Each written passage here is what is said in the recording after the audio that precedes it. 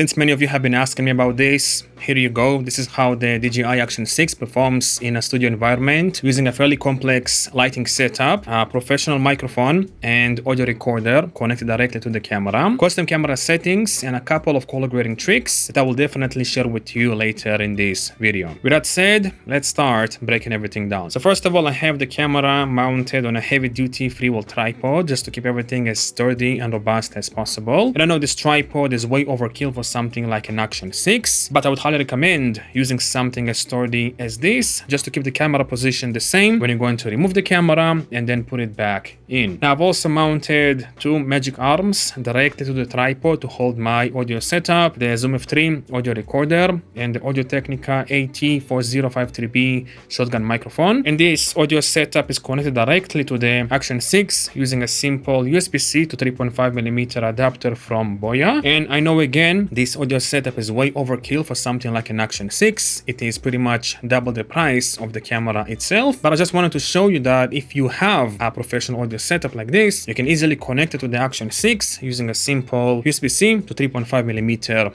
adapter. And honestly, in my opinion, what makes audio sound professional in the studio is not necessarily the microphone you use. It's more like mic placement, room acoustics, and also the post-production workflow. This is actually where the sponsor to this video, Skillshare, comes in. Lately, I've been learning more about voiceover and audio on Skillshare, and I took a class by Taomao on recording and editing voiceovers that genuinely improved my setup. For example, recently I treated this room slightly acoustically to reduce echo, which I would highly recommend doing if you want to improve the audio setup, the audio quality in your studio. And then another great tip I took from that class is that whenever I mess up a line, which happens all the time, instead of repeating the last word, I repeat the entire sentence, because then in post-production it's easier to replace one sentence to keep the video more fluid than just replacing one word. So regardless, for those of you who don't know, Skillshare is the largest online learning community for creatives. It offers thousands of classes taught by industry professionals in filmmaking, design, productivity, freelancing, and so much more. Personally, I want to watch more classes about ChatGPT and AI to integrate those things more and more into my YouTube workflow. So if you are interested, check out the link down below or scan the QR code on screen. The first 500 people to use my link or scan the code will receive a 1-month free trial of Skillshare. If you want to level up your videos or learn something new, I would definitely recommend checking it out.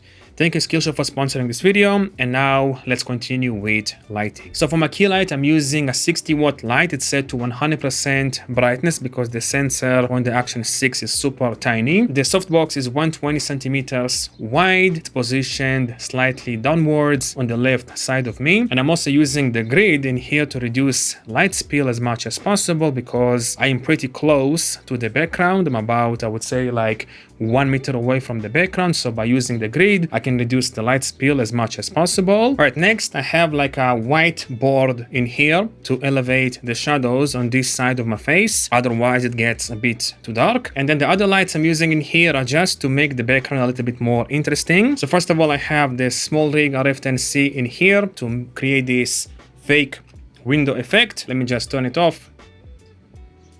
And as you can see, it looks significantly more boring without the light. And then above me in here, I have the Small Rig RF05B flashlight, which is a slightly smaller version than the Small Rig RF10C. And this light basically creates like a kicker effect in here to separate me more from the background. And then here on the left, I have another Small Rig RF10C light to create this window effect on the curtain, the blue window effect on the curtain. And then on the left in there, I also have the Godox SL60W just to illuminate the curtain in here. I'm going to disable it.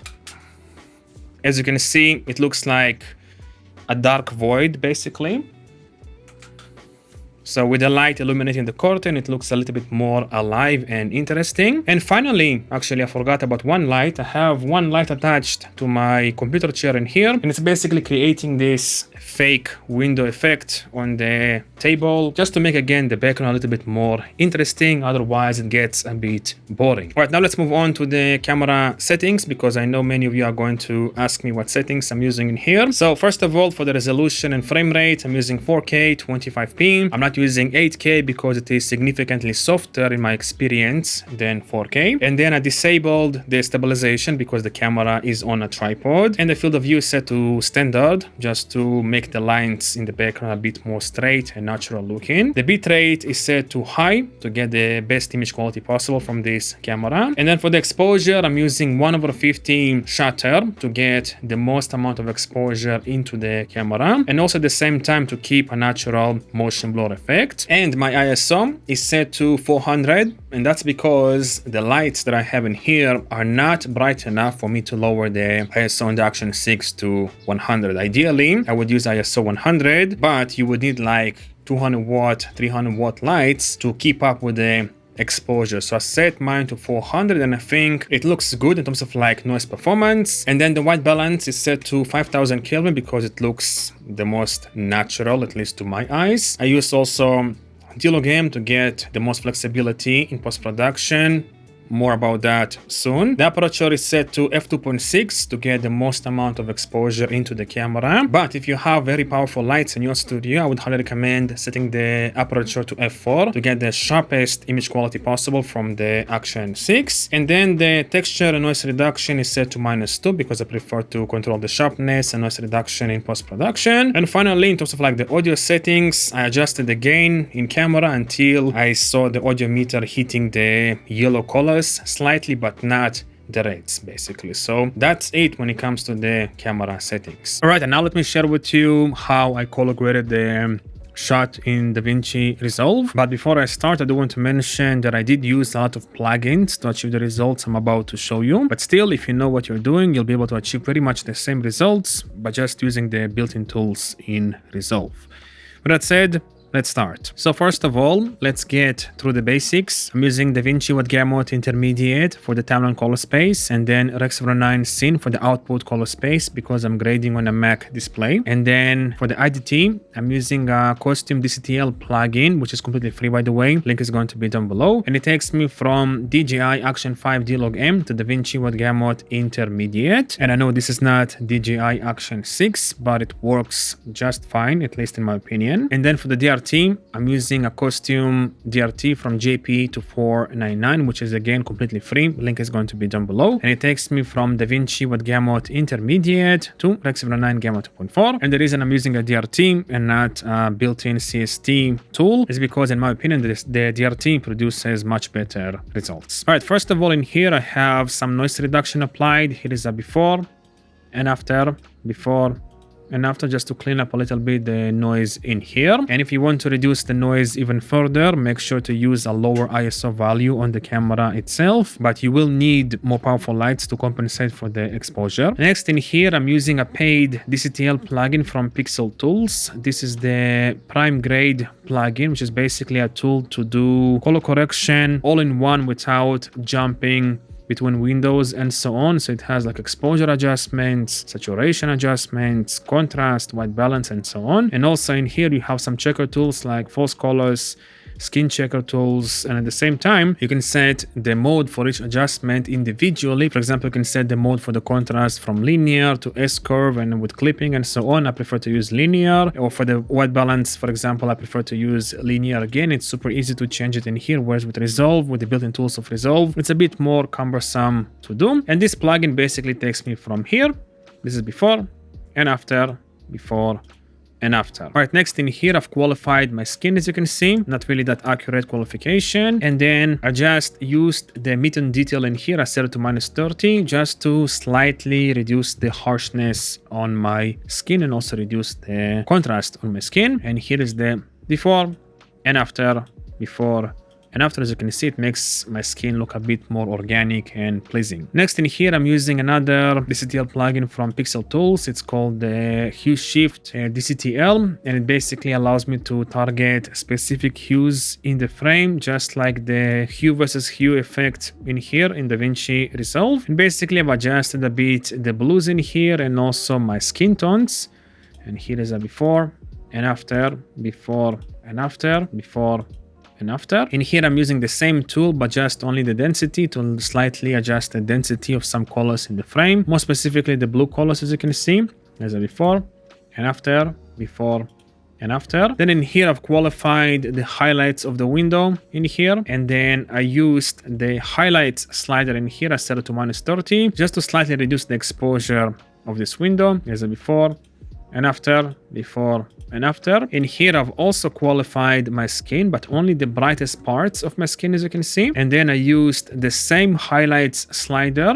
I set it to -15 just to slightly reduce the harshness in here. Here is the before and after. As you can see, the roll-off now from here to the shadows looks a bit more pleasing than before. All right, this is the power window section, and here for the left side, I adjusted the exposure on the left side of the frame, and also I've corrected this green tint that the smoldering light produces. As you can see, it looks very distracting. Here's a before and after, before and after. And all I'm using in here is I've adjusted the exposure with the HDR wheel to -0.6, and then I used the color warper to just, you know, qualify basically the green color and then push it towards like blue and magenta to make it look a bit more accurate, because this looks so distracting compared to the other parts of the frame. Now in here, I don't know if you noticed, but I have some blur going on in the background. This is the before and after, before and after. And all I've done to achieve this is I've applied like a simple window with a strong feathering, and then I used the defocus background effect in here. It's set to 0.05 on the blur, and then I've also set the anamorphism to the maximum basically. Let me just exaggerate this and just show you what the anamorphism does. As you can see, it just stretches basically the blur to the sides, and I kind of like this effect. So if you want to kind of like, you know, fake background blur, you can use this tool in DaVinci Resolve. And then in here, I've adjusted the right side of the frame, slightly elevated the exposure, as you can see. And also I've corrected the hues as well in the shadows with the color warper. Again, here is the before and after, before and after. And then in here, I selected this area of the frame because it was a bit too bright, and I just reduced the exposure with the HDR global wheel. Here is a before and after, before and after. And then in here, I did a simple vignette adjustment by basically adding like a power window around me, and then reducing the exposure, everything outside of my face, and then increasing slightly the exposure on my face to make me, you know, pop more a bit from the background. And here is the before and after, before and after. And if I'm going to select all of these windows, here is a before and after, before and after. As you can see, power windows make a big difference in DaVinci Resolve. Right now in here, I've adjusted the contrast slightly more with the filmic tone curve contrast from iridescent color. Here is a before and after, before and after. And what I like about this contrast DCTL is that you can add contrast to specific areas of the frame, and I prefer to add like my filmic contrast in the midtones, and then if I need to readjust global contrast, I would use the balance node in here with the contrast slider. So basically in here, I've set it to like linear contrast, so it equally adjusts the contrast with the shadows and highlights, whereas in here it only adds contrast to the midtones. If you want to add more contrast to the frame, to the image, without breaking the image apart or making it look fake, this method works pretty well. And then in here, I've qualified again my skin with a qualifier. I've inverted also the qualification, and I basically used the split on DCTL from Pixel Tools to just inject a bit of blue colors on everything around me. Let me do like a before and after, before and after. As you can see, it makes my shirt a bit more blue and teal. It's set to like 8% intensity, but if I'm gonna go to 100%, as you can see, it adds a lot of like, you know, blue color to the frame. And then in here, I added some sharpness because I took away some sharpness with the noise reduction node in here. And all I'm using in here is like the sharpen slider. It's set to 0.45, and then I adjusted the scaling to 0.05 to just, you know, make the sharpness not as harsh. And here is a before and after, before and after. Let me just zoom in a bit more. Before and after, before and after. And finally, in here, I slightly cleaned up the shadows and highlights by playing with the log wheels, more specifically with the shadow log wheel in here. And here is a before and after, before and after, just to slightly clean up the shadows and make them look a bit more neutral. And also I reduced the saturation in the shadows in here. I set it to 0.9 in the shadows, and also reduce the saturation in the highlights. I set it in here to 0.65, and I slightly increased the saturation in the midtones to 1.05 to balance out basically the saturation in the frame. And again, this is the before and after, before and after. As you can see in here, especially, just cleans up the image a little bit more.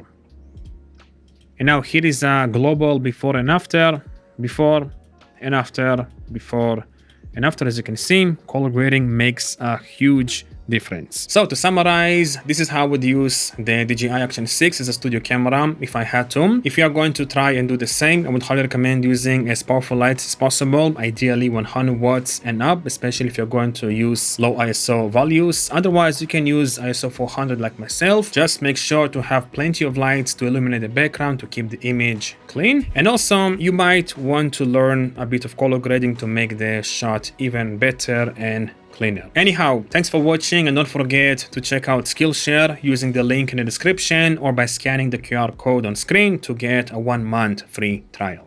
Bye bye.